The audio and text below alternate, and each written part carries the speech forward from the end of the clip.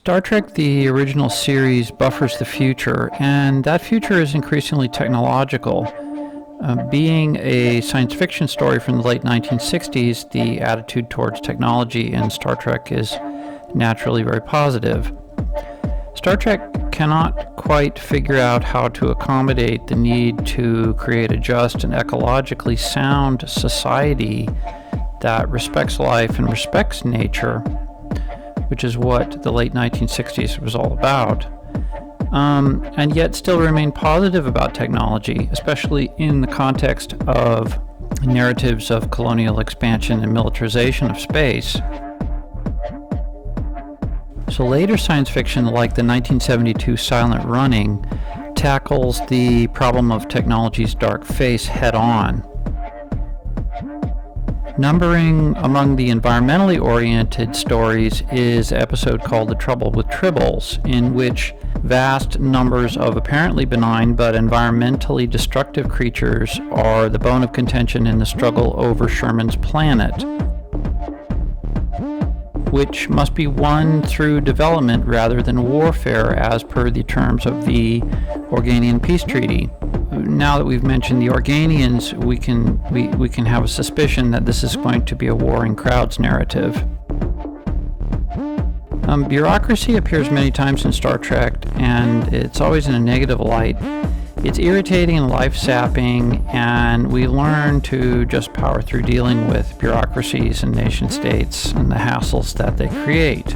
The thing is that bureaucracies represent crowds, and our frustration with them is a result of our perception that we are not part of that particular crowd. That crowd is not serving our interests.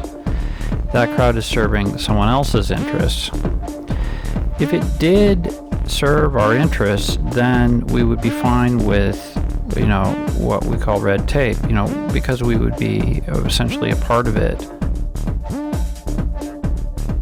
It's like people working at the post office. They don't really mind. That's what they do. That's their function, their job. And this is precisely what environmentalists face all the time. People who want to promote the environment have to deal with something that's bigger than nation states. So we end up dealing with those who appear too stupid to understand the danger of environmental catastrophe. But I think that in reality, these people simply lack the transformations within them which would allow them to feel and experience that risk. They have heard some of the story signals, but they just haven't integrated those stories into themselves yet. And so they don't understand environmentalism. The countless nameless, faceless men of the Federation bureaucracy who support the wars and militarism and are buoyed up by the cheerful ideology of the Federation's expansion are represented in the person of Nils Barris, the Federation Undersecretary of Agricultural Affairs in that quadrant. And his goal is actually to introduce this alien grain called Quadrotriticale onto a new planet. It's the only Earth grain which will grow there. So ecologically, if you think about it, what they're trying to do is to introduce an invasive species, an alien food crop, onto this new virginal planet in an attempt to implement the Federation's scheme of an almost Davos-style world economic development. So the Tribbles are fascinating on many levels. They are also an invasive species, and perhaps the first example of that concept really being used in a contemporary television drama. To my mind, the Tribbles actually do qualify as an alien of a sort. Unfortunately, Spock never takes the time to mind meld with them as he did with the Horda. Otherwise, we might know a great deal more about them and their planet. As it is, we know nothing at all about them.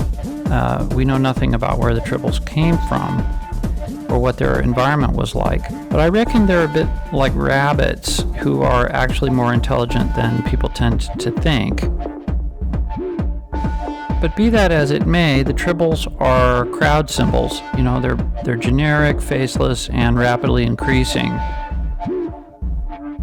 So they represent Cyrano Jones's greed, which is considerable, but also the genie which has been released from the bottle, the tragedy of environmental mismanagement. To continue with the analysis of crowds, the tribbles are a sort of alternative to the opposing crowd of the grain, which of course is a huge quantity of identical little seeds.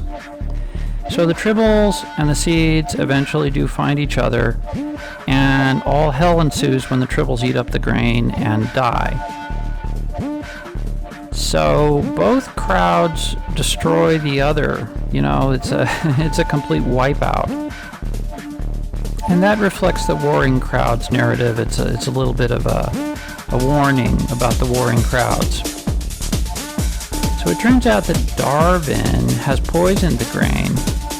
Darwin is a Klingon, surgically altered to pass as a human. So what we see are the machinations of these nation states, these agents like spies of these nation states that struggle over the issues of the environment as part of a larger narrative of hegemony.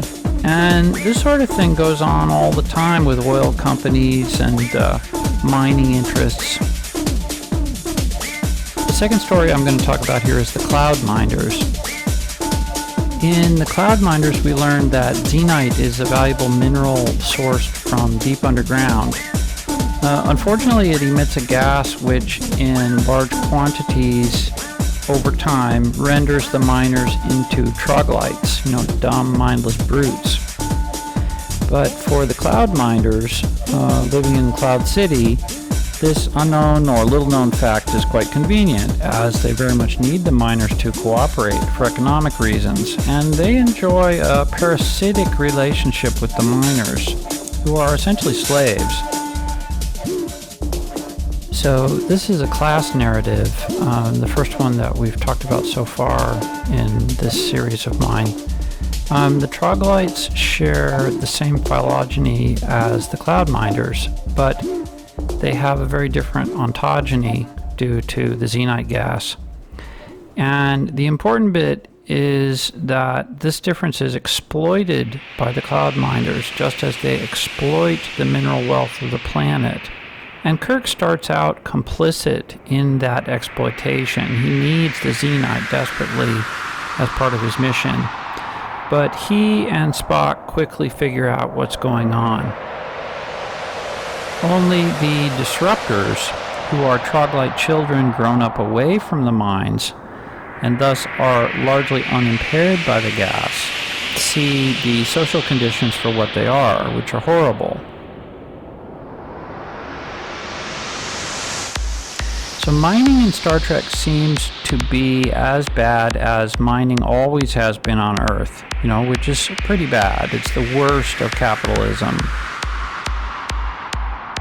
And there are constant struggles over minerals, especially dilithium crystals, which are the energy source, but also xenite, pergium, and a lot of other precious materials. So it seems capitalism is under no threat from the transformations that Star Trek is teaching people. Star Trek doesn't really have an answer to this particular problem.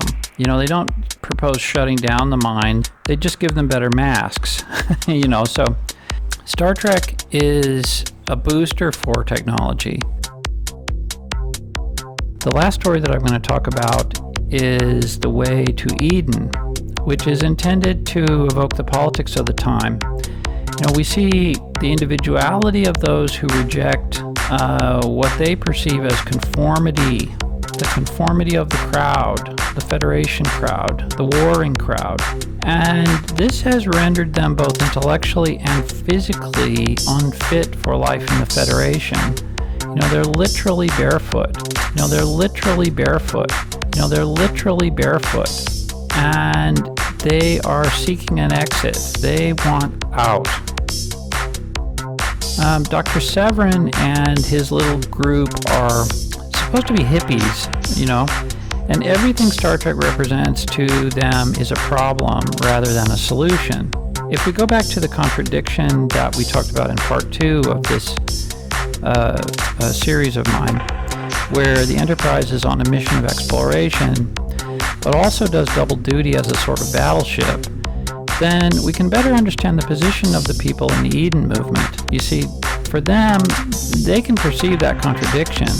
They are only too willing to point it out as hypocrisy, which it is actually. The Eden movement is looking for a planet somewhere out there in space, which is a physical paradise, and a place where technology would be unnecessary. So the Eden movement is not a class struggle as with the cloud minders, and it's not a warring crowds narrative as with the Tribbles, but rather it is a confrontation between the notion of individual freedom and choice, the autonomy to choose a different path for oneself and one's group, and the Federation's colonial and expansionist ambitions. So it is a narrative about people who have, you could say, degenerated from being part of the Federation crowd down to the level of a pack or a tribe in order to pursue their own dream and go their own way. And this is something like ants setting out from the mother colony, which has grown too large, taking a new queen to found a new colony somewhere else, which is perfectly natural and normal. The problem is that instead of a new queen who is fecund and ready to produce a whole new generation, they have the poisonous Dr. Severin as their leader. Their leader, Dr. Severin, has been infected with an incurable virus, which is the product of artificial environments, and is, naturally quite dangerously insane. And yet the Eden movement, we are told, is known to Spock and is apparently quite popular as a social movement within the Federation, in particular with young people.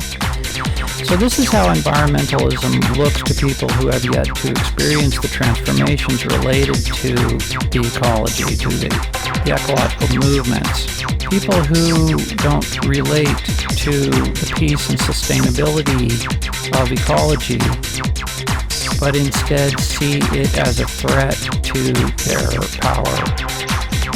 So if the way to Eden had been a script about the Amish, things would have been quite different, if you think about that. The Amish intentionally avoid technology because they want to live in a plain, natural way that pleases God.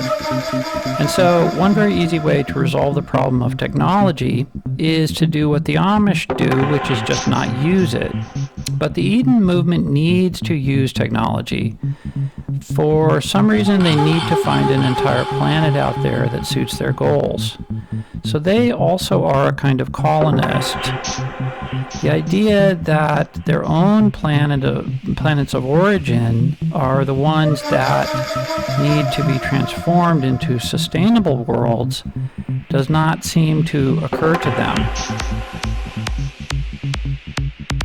I want to enhance my assessment a little bit of the Eden movement because I suspect that what has happened is Dr. Severin, who is immensely intelligent and charismatic, has engendered a story signal which is quite powerful, and that is the Eden story.